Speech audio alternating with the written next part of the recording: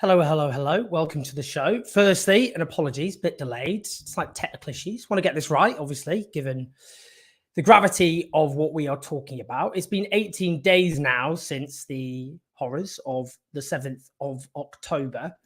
And since then, we've seen horror upon horror as the collective punishment of the people of Gaza has been imposed by the Israeli state with the active support of Western governments.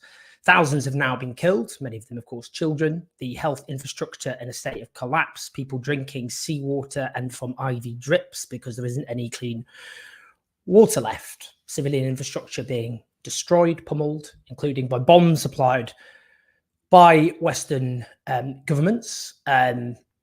We've heard the rhetoric of the Israeli state and Israeli officials reducing Gaza to a city of tents, talking of human animals, proudly boasting and cutting off everything, all water, food, energy, basic supplies, which again contravenes Article 33 of the Geneva Convention, as well as talk of eliminating everything and so on and so forth. We've not even, one of the things being forgotten is what's happening in the West Bank at the moment. We're seeing the killings of dozens of Palestinian civilians there by the Israeli forces and Israeli settlers.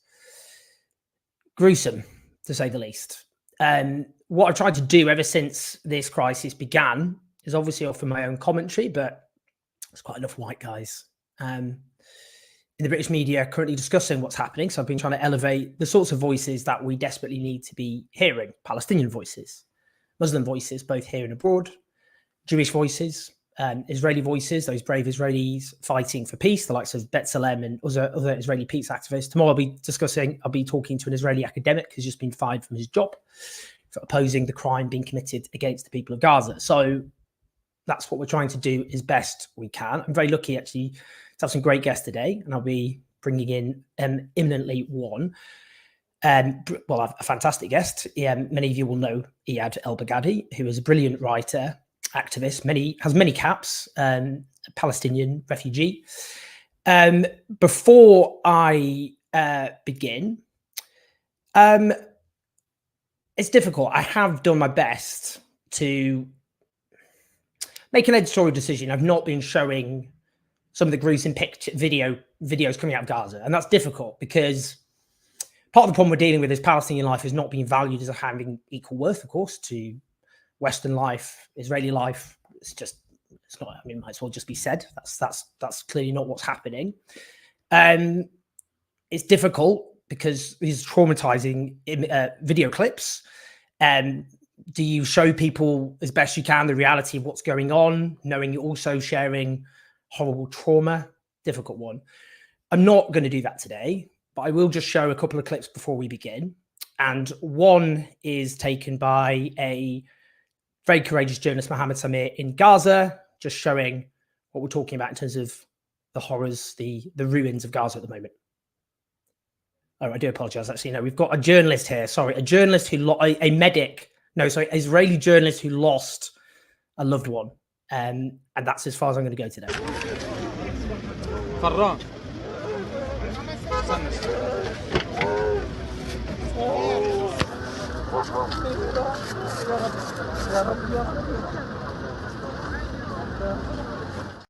That's a journalist in Gaza who's just been informed that he's lost his wife and his children. And it is important, horrible to watch such a scene, that we do show some of the human impact of what we're discussing. Now, I'm going to bring in, before I start, as ever, please press like and subscribe. Do share the video and keep showing the road at patreon.com/OwenJones84. You can use Super Chat like Tad Cantwell. Not sure if you're aware, says Tad Cantwell, Wix employees in Ireland were encouraged to put pro-Israel views on social media. I'm actually aware of one. Wix is a Israeli software company, and one Irish employee has been fired for their pro-Palestinian views. I know the Irish Taoiseach has publicly suggested taking them to an employment tribunal. It's interesting, Ireland's one of the few countries to actually call for a ceasefire, which I would say isn't because they have a left-wing government, they don't, but because of the history of Ireland of being colonised by the British, which I think probably gives a different sort of flavour to the politics of this. Now I'm going to bring in the brilliant Iyad El-Baghdadi, who is based in Oslo in Norway. You're a Palestinian refugee, of course. Lots of people will be following your work. I know I have over the years. It's informed many of the views that I've had. So we're very grateful to have you, Iyad, particularly at a difficult time, very difficult time. Thank you so much, Ron. Thank you for having me, and thank you for doing this. No, it goes without saying, honestly. Iyad, can you just firstly just tell us yourself, just that it's been 18 days now. It's kind of incredible to say that. It feels longer in lots of ways, doesn't it? Just tell us from your perspective, as a Palestinian who's obviously now living in Oslo, just tell us, even from an emotional level, how you now look if you're going to take a step back as best you can over these last horrible 18 days. Yeah, it is difficult because it feels like nobody has slept since then. We're exhausted, we're triggered, and it doesn't feel like just our triggers. I mean, it feels like just another chapter. It feels like we're re-experiencing things that we experienced all our lives. The nightmares that I'm seeing whenever I try to go to sleep are all about other instances in history where we saw Palestinians being mowed down, being shot, being persecuted.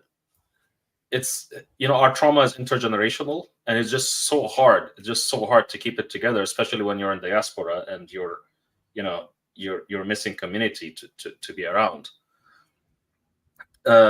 It's scary. It's really scary. And the fact is, we're still in a kind of standstill. We're still waiting to see just how much worse is going to get. And the worst of it, really, Owen, is this feeling in your gut, like this feeling of impasse, feeling like for sure that things are not going to get better from here. You know that even if we get the best case scenario and there's a ceasefire and some kind of de-escalation, we're still back to no solution, no end in sight, no settlement, no end to the pain, just back to more relentless violence with no end. I mean, this is what feels the worst in my gut. It's very powerful. Thank you, Iyad. Look, I haven't spoke to you about the events of 7th of October. I think maybe we should start just there. Given it's been 18 days, I mean, lots of time to process and think about what happened that day. And just wondering, in terms of, it's been, obviously, people are shocked, horrified by the atrocities committed. How you did a really interesting thread on Twitter, which partly discussed Hamas in the context of 7th of October, and how it needs to be understood. And I just wondered if you could just unpack some of the things that you've been thinking, because I know you've been thinking out loud, been thinking, as lots of people have. Just talk us through what you've kind of concluded so far. Well, I'm just going to warn you first that this is going to be rambling a little bit. It's difficult for me to have kind of a logical plan of what I'm going to say, but I'm just going to go with the flow here. The first thing that I felt post October 7th, like once I realized what had happened, is fear. It's just fear because we know what's next. We know what's going to happen. There's this kind of brutal calculation, because you know that a Palestinian life is not worth the same as an Israeli life, and you know that for every life that Hamas takes, there's going to be 10, 20, 50, 100 taken on the other side. The calculation immediately, it's just terrifying. The other thing that really came, I mean, I tried to really just analyze it. I mean, of course, my job is strategy, and this is what I do, geopolitical strategy, and So you're trying to understand what's going on. You're trying to understand what does the chessboard look like. I mean, and I hate doing that. I hate to talk I'm a human rights activist in the end, and geopolitics sometimes is dehumanizing because you have to look at chess pieces instead of human beings. but we still have to do it. And I just like the other thing that just sucks you, like just feels like a black hole in your gut, really, is the endless escalatory potential over here, the endless ways that this can get worse. Because this region, and I remember I was in an event, unrelated event. It was an event about United States foreign policy. This was like a three weeks before October 7th. 2 or 3 weeks, can't remember. And I was like, it was basically a bunch of foreign policy analysts, etc., thinkers. And the point that I wanted to say at the time, and that's what I shared with it was a closed event. And what I shared is this region is a box of grievances and trauma. It's a house of cards, and it could explode into crises any minute.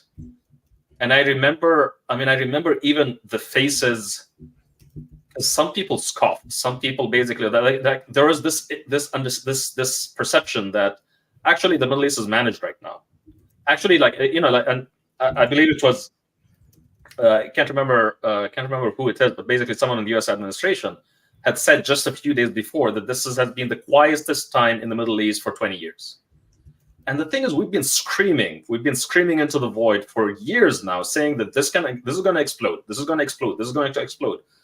It's so terrible when you know you've been right. You know you've seen this coming. You know it's an inevitability, and nobody listened. Nobody listened. You asked me about Hamas and how to see, how to view Hamas, and this is also a change. This is a point of inflection in Hamas's history as well. I think we have to acknowledge that we don't fully understand what happened.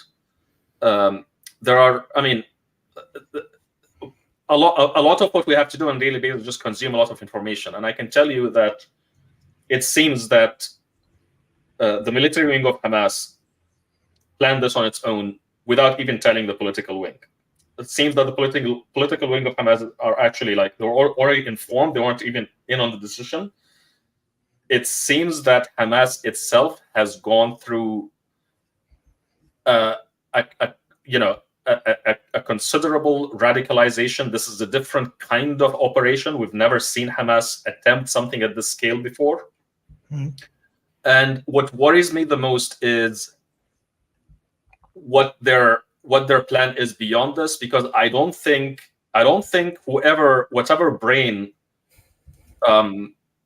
planned such a meticulous operation did not plan on the Israeli response. I think they were actually counting, maybe even planning on a ground invasion. And that scares me, because the escalatory potential with Iranian pro-Iran forces coming in, the kind of language that's coming from the Israeli side about ethnically cleansing Gaza, using this as an opportunity, as Netanyahu said, to change the Middle East. In this case, it would be, openly speaking about moving all of these Timulean Gazans into Sinai, into Egypt. This is a new level, the new level of risk and a new level of depravity. This is not something we've faced any time, and at any point in our lifetimes. Probably not at any point since the original Nakba, 1948. Even the original Nakba was not this. It wasn't there wasn't 2 million Palestinians at the time. So yeah, I'll stop here, Owen. I don't know if you want to follow up, but I'm sorry again for not being able to organize my thoughts on this. It's not happening at all. It's actually better that you just speak from the heart as you go along, rather than just sanitize or carefully curate what you're saying in a way that doesn't convey what you're actually thinking, I suppose. I'm interested. Because it does strike me with Hamas as well that partly from the very different experiences that have come out in terms of how people are treated. We've heard basically of ISIS-style atrocities, but also of Israelis talking about how they invaded their homes and treated kindly, and it comes across as though there was no discipline. That there wasn't a sense a centralized plan, and there couldn't have been, because Mossad presumably have spies all over the Gaza Strip, and they didn't know that this was happening. I mean, this is an absolutely astonishing failure of a security establishment which is supposed to be second to none on earth. And it was allowed, you had an invasion and a rampage which went on for a very, very long time unchecked. So I'm just wondering, I mean, is that, because now it's popular as part of this to say Hamas is ISIS. But that's not true, is it? I mean, it's a bit more, it's more complicated than that, and that in no way negates the atrocities that have taken place. I mean, even if we accept, so this is a thing that I was actually trying to write about today. The fact is that the Israeli reliance on disinformation has really created a huge infocalypse, because on my timeline, I see people, tweeting in Arabic, and I see people, I have a very, very, very diverse kind of timeline, and I can see that Arabs and a lot of Palestinians no longer trust anything that comes from the Israeli side. They just no longer listen. So a lot of the atrocities, a lot of the reports of the atrocities are not even reported to those folks. They're not even aware of it. But the fact is that even if we accept the minimum, even if we accept the minimum, we have to accept that horrible atrocities have been committed by Hamas. Horrible atrocities. We don't know the full picture. Like, we don't know whether, again, these are commandos who have been training for at least a year to do this. I can understand them being ruthless. I can understand them being, but I don't understand them being undisciplined. I mean, there's a lot there that we don't understand in terms of how much of this was planned, how much of this was calculated, how much of this was basically a breakdown of discipline, how much of it was other factions. We don't know yet. But we still have to acknowledge that horrible atrocities have been committed by Hamas. You mentioned the hostages, etc., and a lot of the people who were killed by Hamas in this operation were actually, peace activists, Jewish peace activists, Israeli peace activists who actually worked very hard for Palestinian rights, including, for example, the grandmother who was released a few days ago, and the video of her shaking the hand of her abductor, etc., went viral.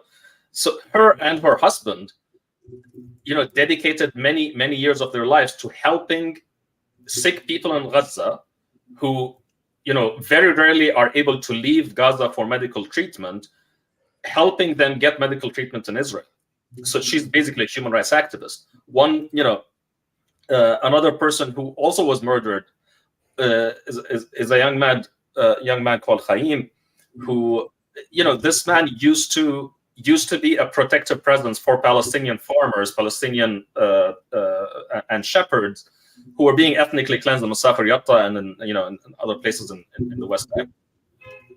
So even if we accept the minimum, even if we accept the minimum story that is portrayed from the Israeli side, then yes, there are horrible atrocities. There's no question about that. I'm a human rights activist. I cannot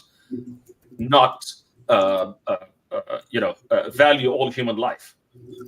That said, this doesn't happen in a vacuum. This did not happen in a vacuum.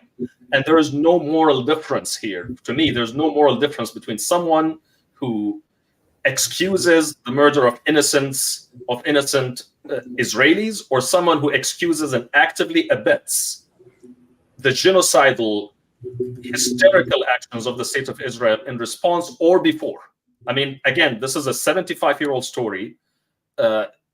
Palestinians, every Palestinian living today, most Palestinians living today are basically survivors of erasure. They're survivors of ethnic cleansing. We don't only carry our own trauma and our own wounds. We carry the trauma of our parents, our grandparents, and right now it feels like all of those wounds are open. In terms of, there's a bit of a debate, by the way, about what happens. I've seen one Israeli peace activist suggest that a land invasion might not happen, which I thought was quite interesting. And a lot of this depends, obviously, on, it shouldn't be reduced to a psychodrama involving Benjamin Netanyahu and his government. He's very unpopular in Israel at the moment. And some are even suggesting he could be removed. But I don't know, there was one argument that, well, actually, they weren't prepared for what happened the 7th of October. They're not actually prepared for a counter-offensive. And that what we might see is just airstrikes after airstrikes going on for a very, very long time with terrible suffering, of course. I just wondered what you thought in terms of if you had any thoughts on what you think might happen and what the reality of a ground invasion might actually entail. We're talking, of course, about a tiny strip of land the size of about East London, densely populated, 2.2 million people, of course. But what's your thoughts, and particularly the menace of a new Nakba? So, I mean, the menace is real, and the fear is real, and the intention is very clear as well. I mean, there's a whole. I mean, someone actually compiled them into kind of a thread on Twitter. A whole list of genocidal statements, open intent to ethnically cleanse Gaza. That said, I have a feeling that Netanyahu painted himself into a corner with setting up this goal of eliminating Hamas. Hamas are dug in, they're prepared, they're well supplied, they're well trained, and they have the defensive advantage. And they have as far as I know from everything I read and everything, lots of reports about this, they have extremely well designed tunnel systems designed exactly for this kind of invasion. At the same time, the Israeli army has not fought this kind of battle ever. They haven't fought in an urban environment, like real urban pitched battle or war since the Lebanese Civil War. We're talking, a generation. And it's very clear from, I was following some Telegram posts, interviews with Hamas, figures, etc. And the message coming from them was essentially, on October 7th, the army collapsed before us. I mean, it's like the attack was more successful than they expected, and part of that, of course, is that a lot of the army was stationed on the West Bank, assisting extremist settlers, etc., harass Palestinians over there. But that said, it seems to me that Netanyahu cannot afford not to have a ground invasion. It seems that even he has communicated this to the Americans. The Americans seem to be putting things in order to manage such an eventuality. They're also trying. I mean, I think a lot of what the Biden administration is doing really is trying to manage the escalation to make sure that Netanyahu can do whatever he wants in Gaza without an escalation. I don't think that's ever possible. I think there's going to be an escalation. But I don't share. I mean, some people have almost blind faith that the IDF, the Israeli Defense Force, would be able to carry out this operation, is going to prevail. I don't share that blind faith. In fact, there was a report that I read and shared also on my account that talks about this. Basically, a retired Israeli general who was talking about the Israeli army and talking about how it has become. He described it as, if I remember correctly, a one-dimensional, primarily aerial force that is not prepared and that cannot win a war on its own. Of course, it's not on its own right now because we see the United States on its side. We also see the potential of other Western powers coming in. We even have this kind of insane statement by French President Emmanuel Macron talking about absolutely insane, absolutely irresponsible. Really, what we need right now, Owen, is de-escalation.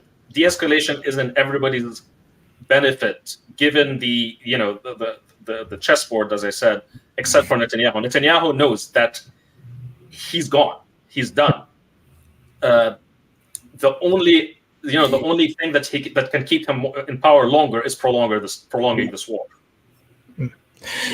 Just finally, I mean, if there isn't that de-escalation, there's this talk, obviously, fiery talk about the destruction of Hamas and all the rest of it. And of course, people might remember what happened in Iraq. We had, as was predicted, because part of the justification for the Iraq war was the idea Saddam Hussein was in cahoots with Al-Qaeda, which was a nonsense, but we did get the rise of Al-Qaeda in the aftermath. And then you got a brutal war to suppress Al-Qaeda.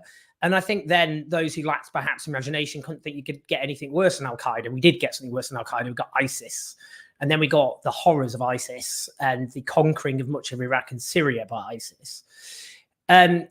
And that, I suppose, the difference is this time you've had, that was something which had, in terms of an armed conflict and occupation for relatively few years compared to what the Palestinians have gone through. So I suppose, what do you think your warning would be there in terms of what could happen if, this idea Hamas can be defeated by military means, and what that actually would mean in practice? I mean, so first of all, we have to speak about the 2 million people, 2.3 million Palestinians living in Gaza.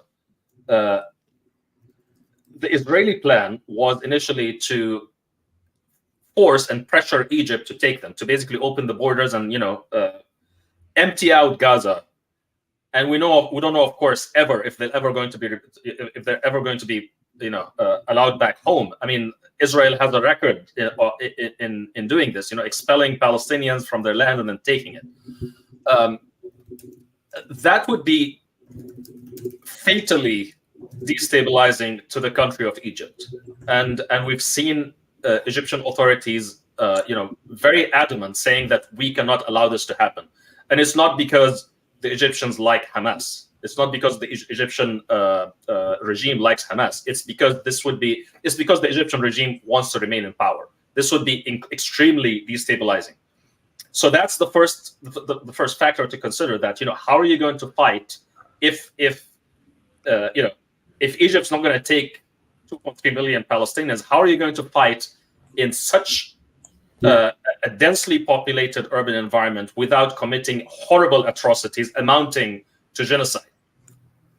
The other question really is, to your point, how are you going to even destroy this organization? Keep in mind, there's very important. It's very important to note that Hamas does not come from the same ideological genealogy as ISIS and Al Qaeda. I don't want to get into the weeds here, but ISIS and Al Qaeda basically are Salafi organizations which oppose any idea of nationalism. They oppose nationalism. Meanwhile, Hamas is explicitly a nationalist organization. It's in their charter that they are a Palestinian nationalist organization. In my view, and this is something I'm probably going to write more about in my Twitter feed, Hamas is really a nationalist organization that wears Islamic garb. It's at its core, it's a nationalist project. Even if you somehow destroy Hamas, how are you going to destroy the idea of armed resistance to Israel? That's not going away. That's definitely not going away. And in fact, if you have a large refugee population, disenfranchised population, traumatized population that just gives Hamas or anyone who would replace Hamas an even deeper, pit of grievances to exploit and recruit. Iyad, this is a very busy time for you. Also, an exhausting time, I would say, physically and emotionally. Really, really appreciate talking to you. The humanity, I think, really shone through of what you said, as well as the insight. And I'm always grateful to be able to speak to you. If people don't follow you, which they should, please rectify that immediately. But Iyad, lots of love and solidarity, and I'll be reading on a daily basis everything you say, and I hope others do as well. Thank you, Owen. Thank you so much. Bye. Brilliant stuff there from Iyad. I saw that actually Tad Cantwell. I'm so sorry, Tad, you had a question there to Iyad. I will try and talk about that later. Sorry about Inters Iran. And I'll go through the super chats at the end. That's my door going, but we will ignore that for now. I did say I was going to show some of the devastation in Gaza, which I've been avoiding doing for various reasons, but let me just play that clip again.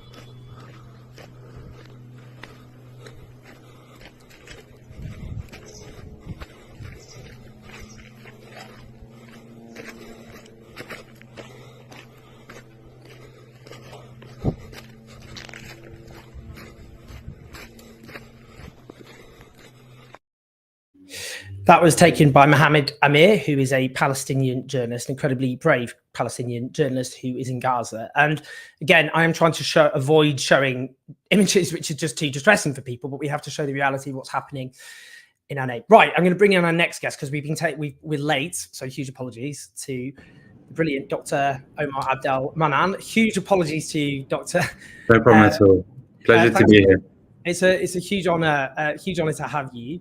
Now, you've been to Gaza several times, I know that, and you've been involved with name the organization. I wrote it down somewhere, but maybe you could just tell us the organization which helps and what you've been doing over the years.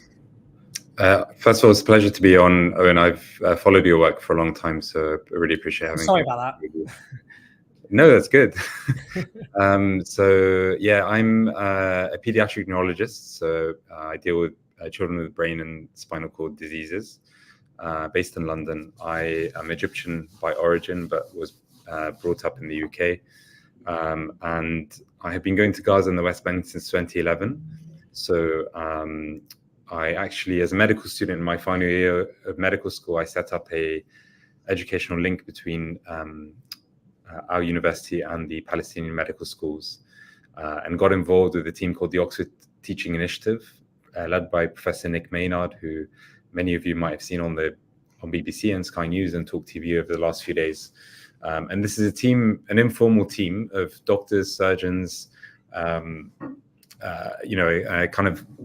mix of these specialists who go out and teach medical students there. Some of the surgeons also perform surgery, but they do that separately outside of this program with other teams. So our primary focus is teaching, collaborating, working together with the students and the junior doctors and training and also learning from them. I've been out there numerous times to Gaza, I think 4 times in total.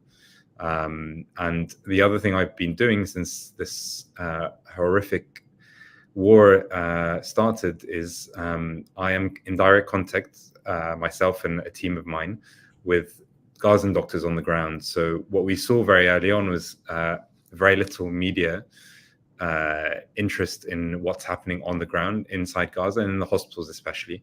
So because of our unique position, we decided to set up a social media platform called Gaza Medic Voices. You can find us on Instagram at Gaza Medic Voices, and Twitter and Meta and TikTok. And we basically report firsthand eyewitness accounts from doctors, nurses, paramedics on the ground in Gaza, anonymously, to protect their identity and their future, even though they actually ask us every time for their names to be published, but we refuse most of the time. And we've been doing that. We've kind of continued to do that since the escalation has happened. So that's how we communicate with them directly. Most of that communication is through voice notes, messages, text messages, photos, videos. There's very little direct communication by phone because of the signal and communication issues there. So that's my background and how I've come to where I am today. So based on that, can you tell us what you know about the situation in terms of the healthcare system in Gaza, where it's currently at after nearly 18 days now of war?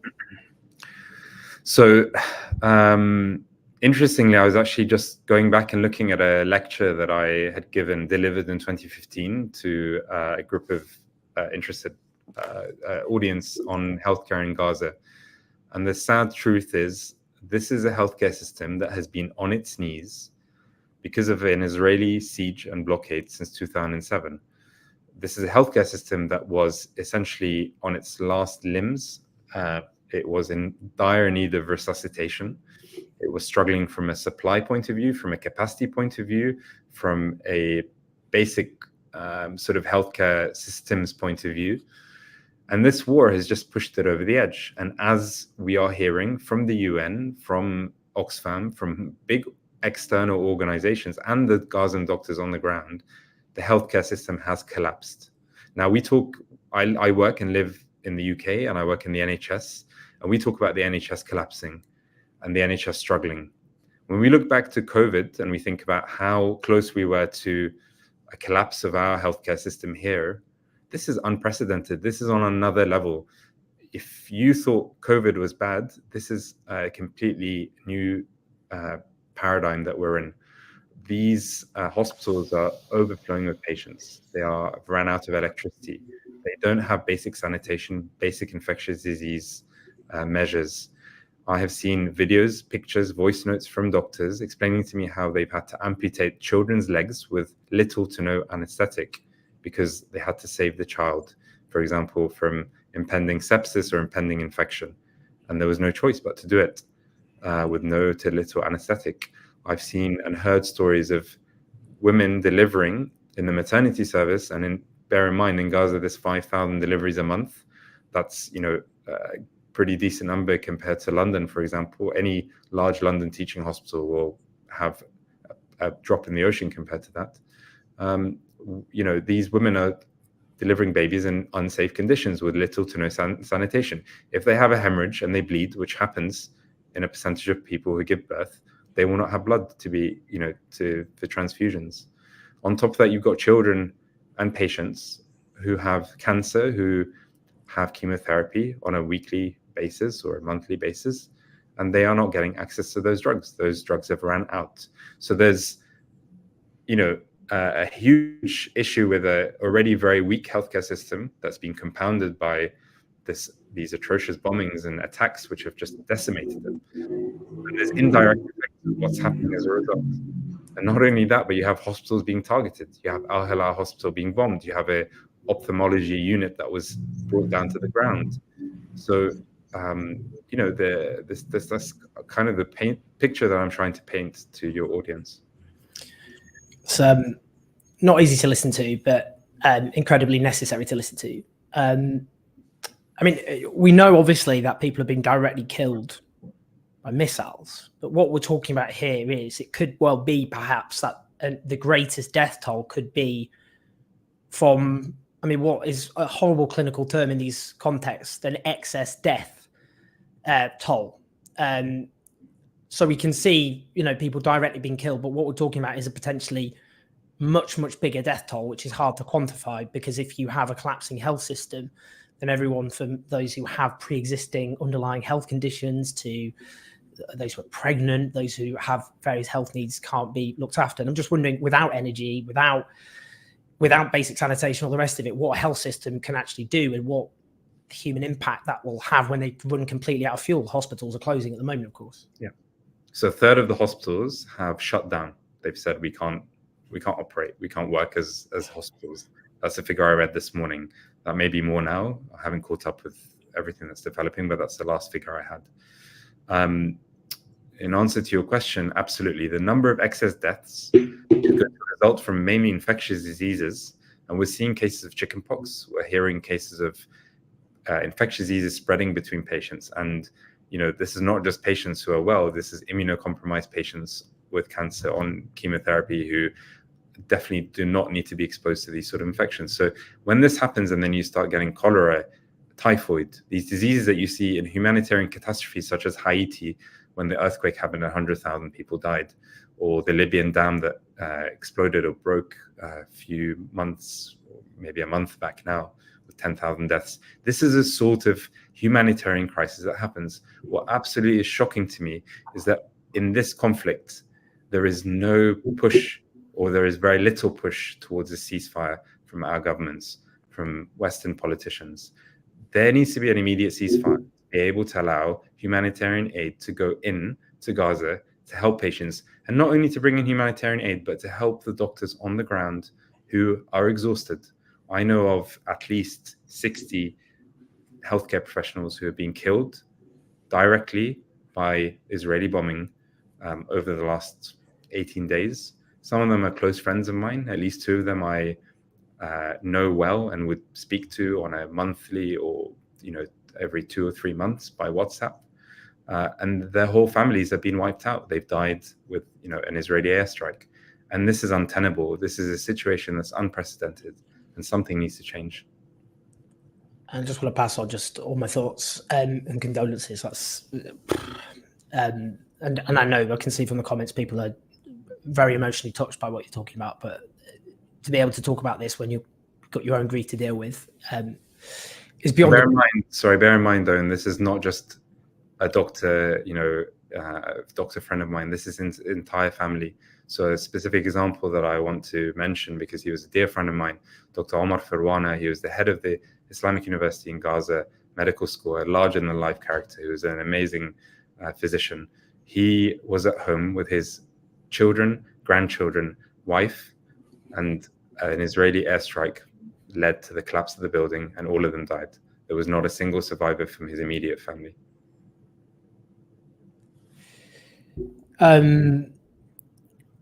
Just finally, Omar, I just wanted to ask you, and I'm so sorry to hear that, of course, without getting into the politics of it all, I just wanted to ask you a straightforward question, which just touches on something you just said there.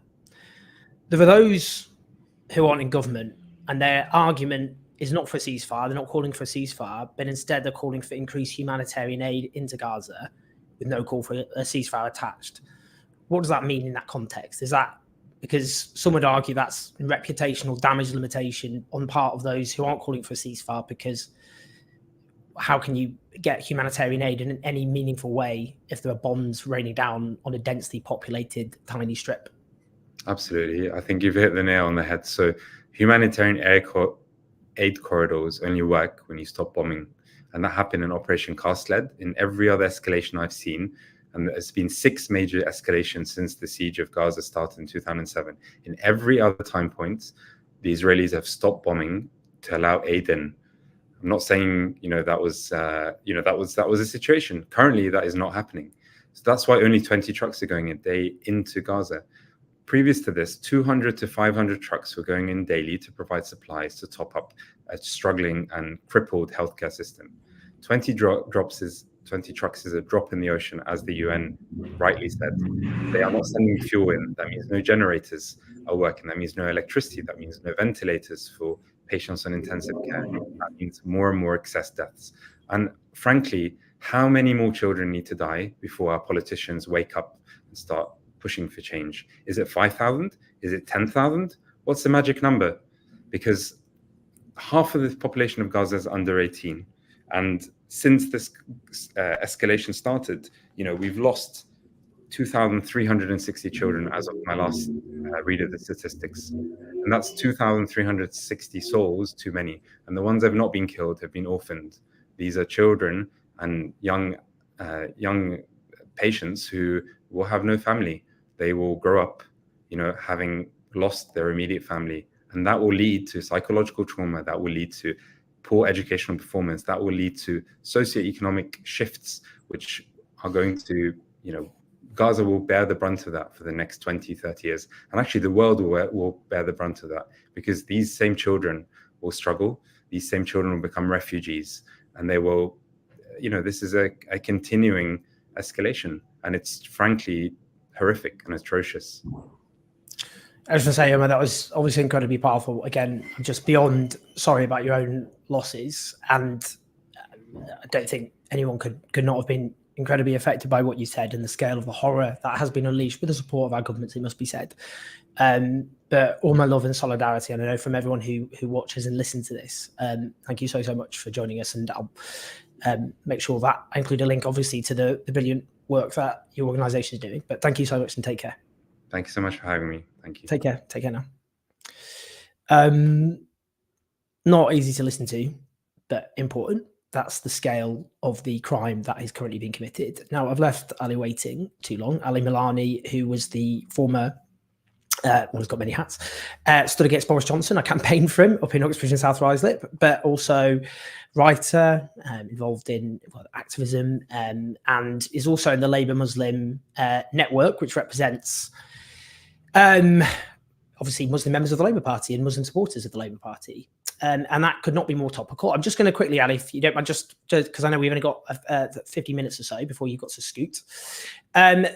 Just a little replay. Keir Starmer backed war crimes on national radio and then pretended he didn't.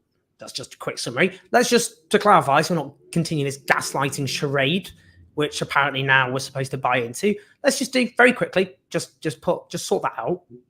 I was not saying that Israel had the right to cut off water, food, fuel, or medicines. And yet people came to that conclusion. I'm very clear. Israel does have that right to defend herself, and Hamas bears responsibility. A siege is appropriate? Cutting off power, cutting off water? Well, I think that Israel does have that right. It is an ongoing situation. So what he did there, you see, is he claimed he never said something he did say. That was then called by several journalists a clarification. It wasn't. It was a lie. It was a straightforward lie. He then, when lots of councillors across the country have resigned, many Muslim, not always, have resigned, and many people have resigned from the Labour Party, full stop. He visited an Islamic centre in South Wales, saying, "I was grateful to hear from the Muslim community. The South Wales Islamic Centre, I repeated our calls for all hostages to be released, more humanitarian aid to enter Gaza, for the water and power to be switched back on, and a renewed focus on the two-state solution." People are outraged by the fact that he's starting doing a post talking about going to an Islamic centre, which is talking about his demand for hostages to be released by Hamas. This caused, I have to say, a huge amount of anger amongst the Muslim community and beyond. The South Wales Islamic Centre has issued themselves a statement expressing their dismay at Keir Starmer, and also for feeling that that the purpose was basically abused by Keir Starmer. They said that his social media posts and images grossly represented our congruence and the nature of the visit, which is, I would say, pretty scandalous myself.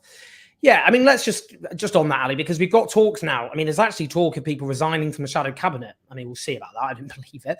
Shabab Khan from ITV talks about two shadow cabinet members considering resigning. So many have resigned, and I've interviewed Muslim councillors who've resigned.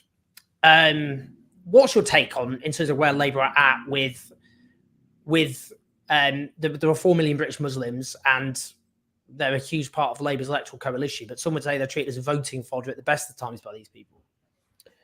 I mean, you went through a lot there. Sorry, yeah, I know. I needed to recap. Sorry. It's been quite a day. Earlier, I was at the door, by the way. You didn't pick up. You didn't answer the door. I was buzzing earlier, but you didn't. Oh, I thought I was wondering who that was.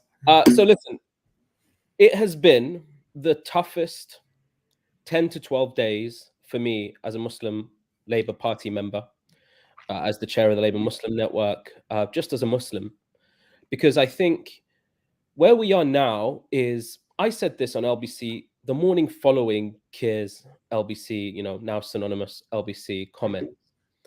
The call from the Muslim community is just very simple.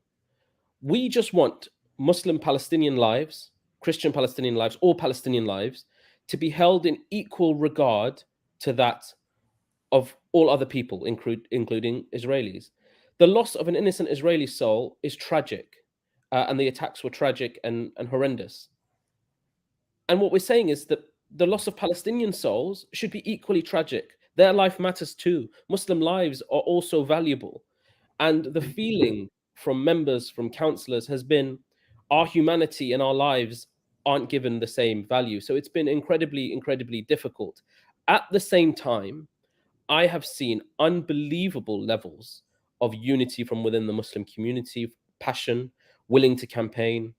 And so while we are, I think, in our most difficult moment, perhaps ever in the Labour Party, now is the time to fight, because I'm not willing to give up. And I know many are. I'm not.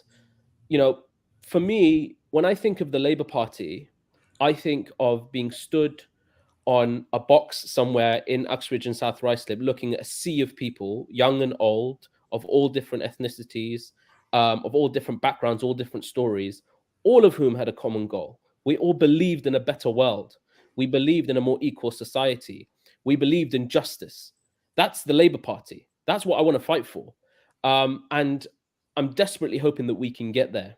But it has to begin at the top. I hope the PLP are listening to Muslim members. I'm told there was a very robust meeting today. I hope the leadership are listening to members. And rather than equivocate and talk about what's come before, you've covered that very, very thoroughly. The call is now clear. The Labour Party must adopt a position of an immediate ceasefire in Gaza. That's where we can go. If we want to rebuild trust, not just with the Muslim community, yes, critically the Muslim community, but also all people who care about the over 1,000 children who have died over the last, I think, 12 to 13 days. If we care about their life, of the innocent souls who are losing their life on both sides, then what we have to do is lead. And this is a thing I'm big on. I mean, you might have heard me talk about it before. It's political courage.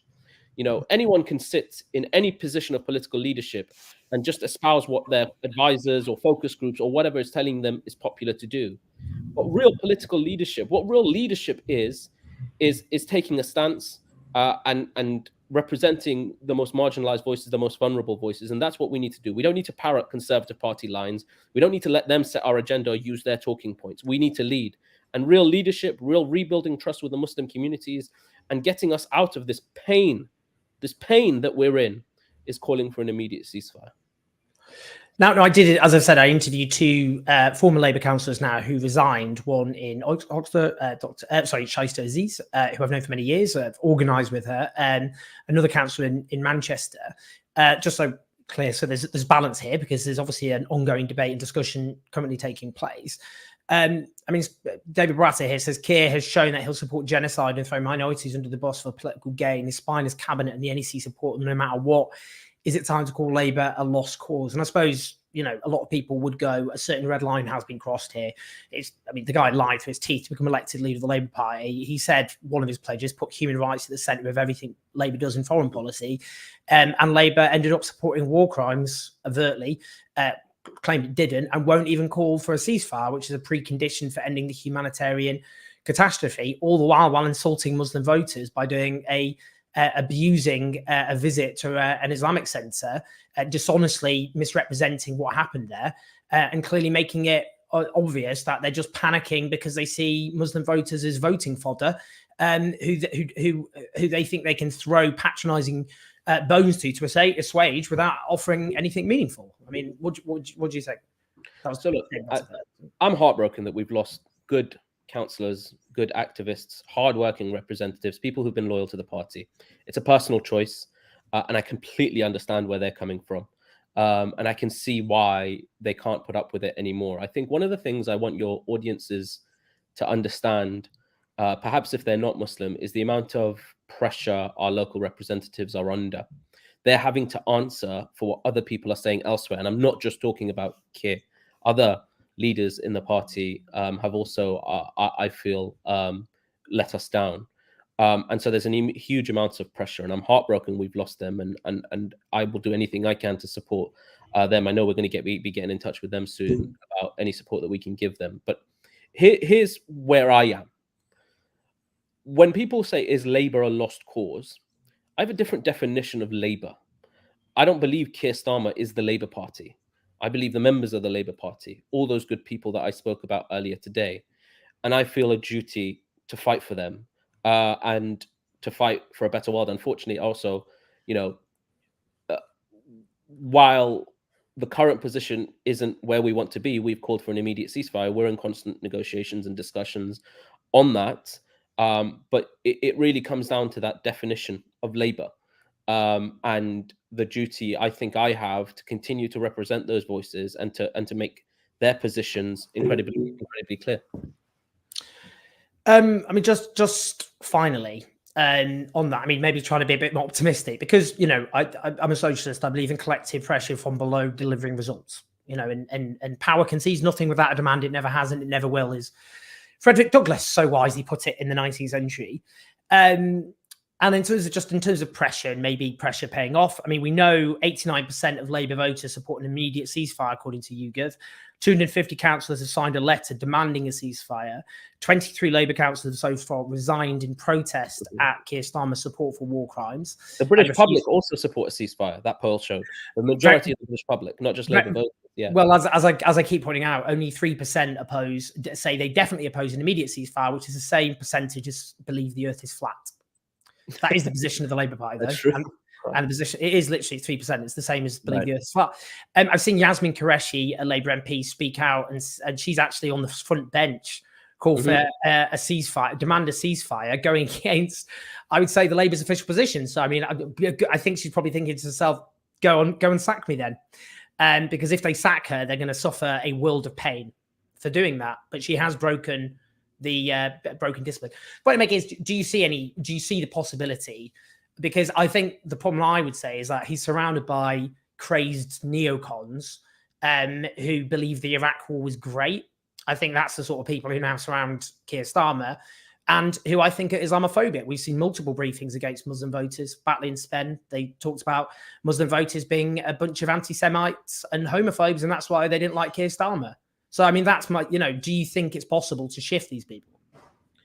I definitely think it's possible to shift. I don't know whether we'll get to the position we want to, but I think shifting is absolutely part of the political fight that I think we're engaged in. There are some good people as well, and I'm glad you've mentioned it. You know, when people talk about Labour, there are some brave people in the party, including, you know, Yasmin Qureshi stood up and spoke today. Absana Begum, in the face of absolute tirades of abuse and threats, got up on stage on a Saturday and spoke for Palestinians and for Palestinian rights, justice, human rights, international law.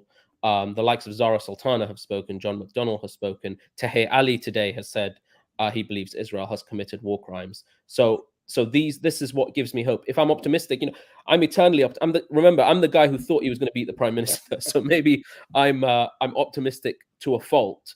But you know, as disappointed and as tough as the last few days have been, I still believe in those people again that we both fought alongside in 2019. That Labour Party still exists, and rather than just focusing on one individual, I want to fight for them. Like I say, it's a very personal choice. Some have made other personal choices, and I respect that. And that is a personal place that you have to come to. But there is enough here, guys. That's all I'm saying, you know. And the thing that we have to remember, I was listening to some of your interviews earlier, you know, the real courage is those innocent people who have bombs raining over their heads, who are going to go to bed tonight without knowing whether they're going to wake up tomorrow. 3-year-old kids that I've seen who have lost their lives under rubble. They bear no responsibility for what's happened in the last 10 to 12 days. They bear no responsibility to what's going to happen in the future over the coming 10 to 12 days. It's their courage and strength that I draw upon. And if I can do my part, even if it's small, to shifting the Labour Party a little bit, I'll fight as long as I can. But I have to say, I've never seen anything like this in the party with the scale of anger, pain, and hurt. And I desperately hope that people are listening.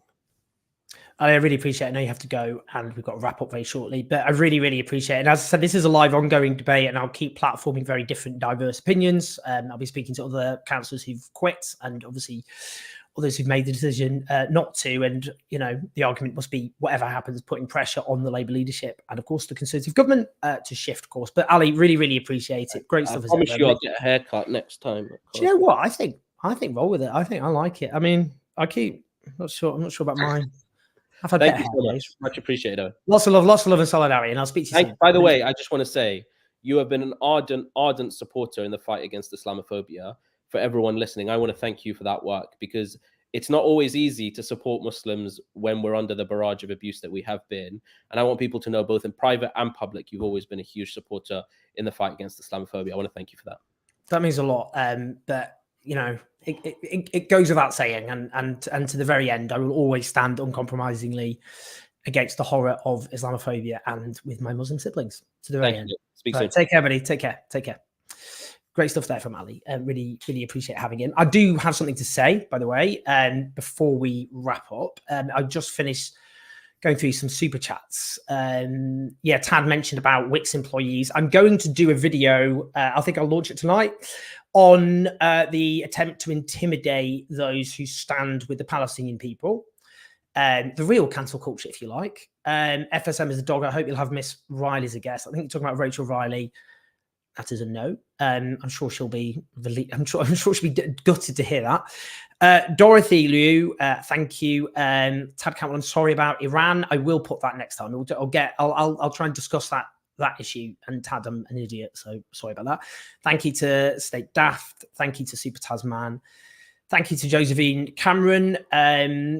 Aziz, they think it's their promised land. They can take it from whomever. However, politics is never going to solve this, I'm afraid, because of religious motives. Well, look, the land belongs to Arabs and Jews alike. There's never going to be a lasting settlement unless there's peace and security for Arabs and Jews, and we have to fight for that.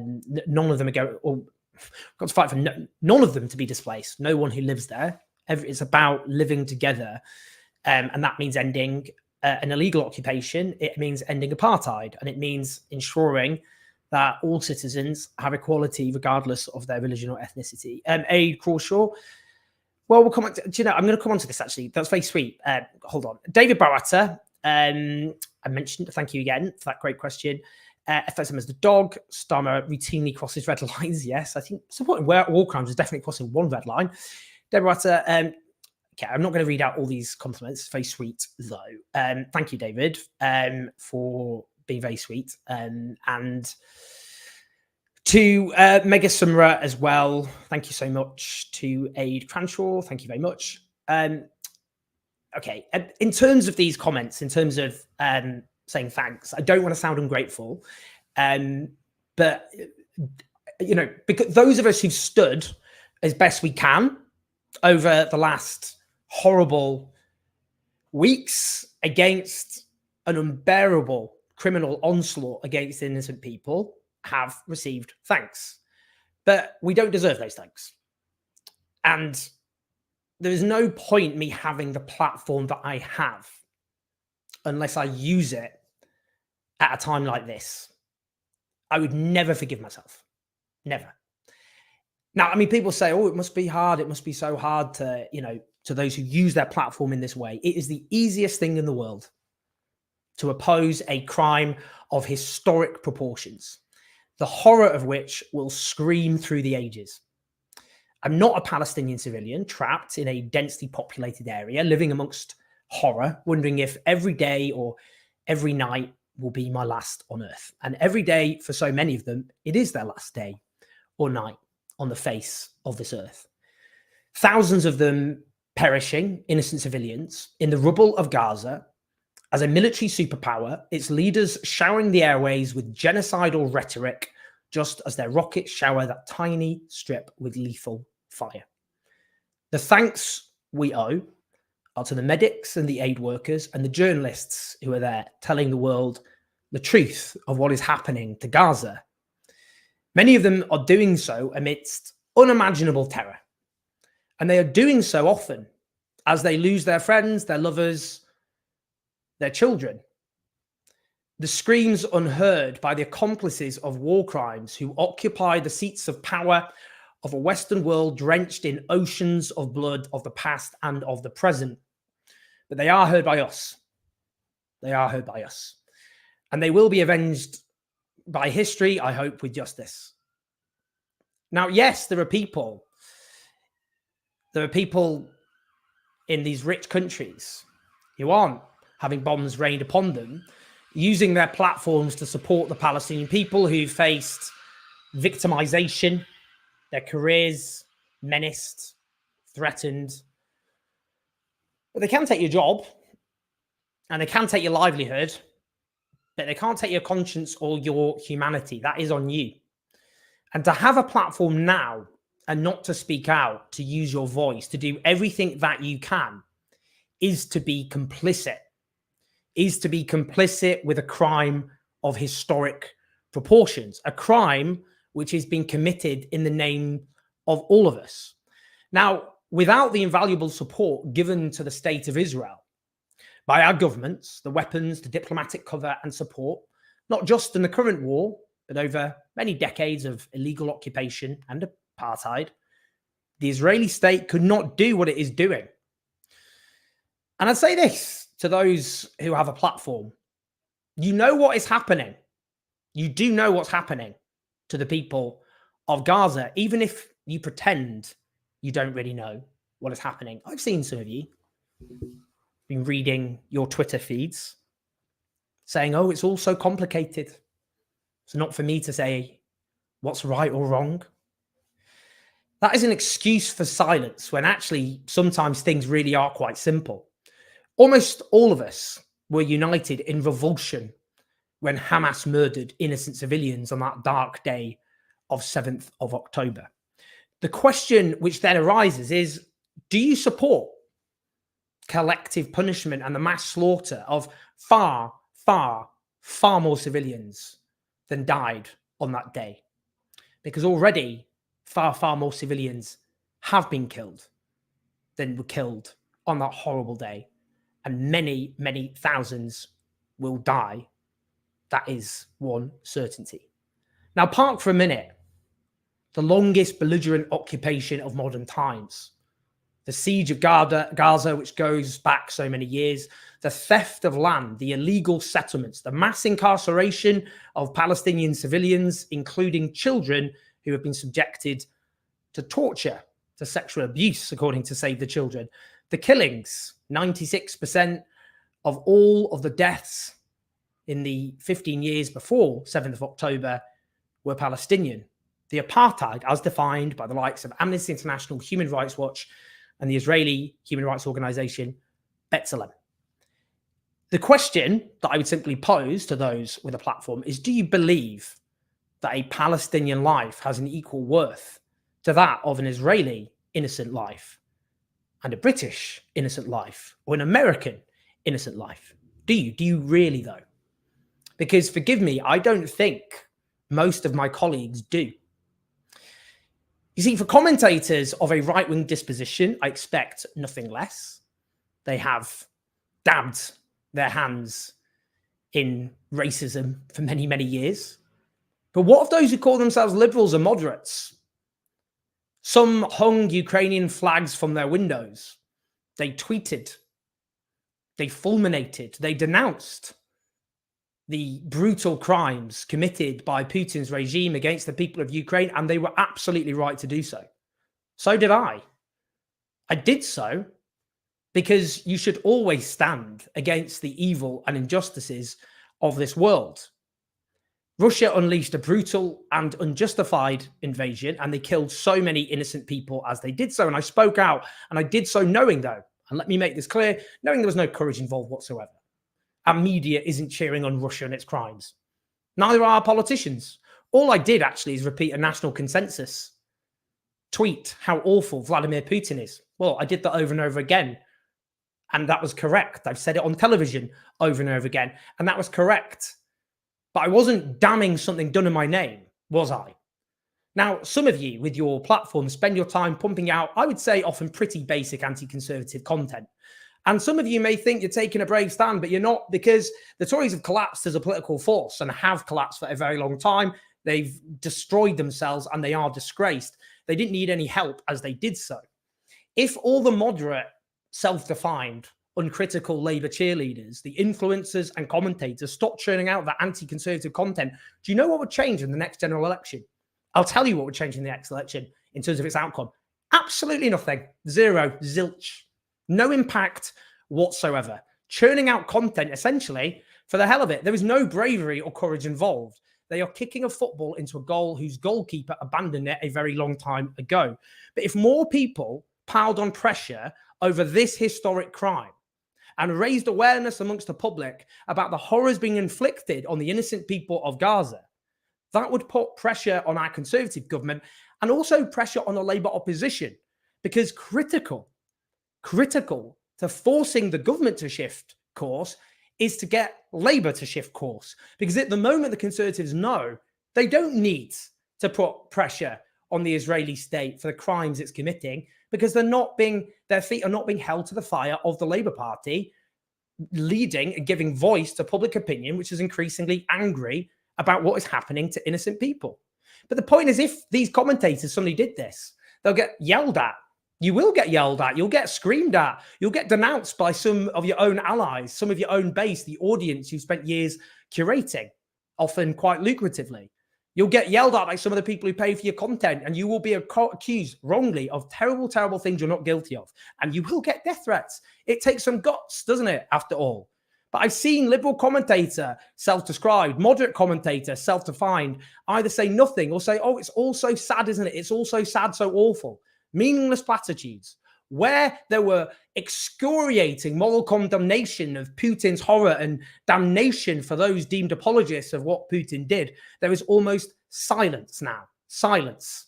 The occasional retweet by some of a BBC report about Palestinian suffering and nothing more. Where there was burning passion, and there is, about the horrors of the Conservative government, there is almost nothing for its uncritical support for what Israel is doing. Now, some of you, in your attempt to shore up your moral standing, knowing that like entire neighborhoods in Gaza is being shredded by these Israeli missiles, are now spending a lot of your time, I can see, hunting down examples of this or that extremist who supports Palestinian solidarity, who in no way are representative of those who stand with the Palestinian people in their time of horror, trying to claim that it's those, therefore, who oppose this historic crime who are the real ones who are morally indecent and outrageous. And that is a shield. But I'll tell you this, you are complicit in what's going on. You have no moral high ground. There is no cost to the stands you take against Putin's Russia, like everybody else, or a conservative government that long imploded. There's no courage involved. But what there is now is a horror which is happening in your name, which most of our media supports and our political establishment supports. And you have made yourself complicit in a moral outrage by not speaking out or by trying to suggest it's all too complicated to take a stand. You either speak now or you do deserve to be damned by history, and you should never, ever be listened to on any moral question ever, ever again. That's my view on that. Now, we have lots of content to come. I'm going to give a platform to the voices we need to be hearing from. Not least a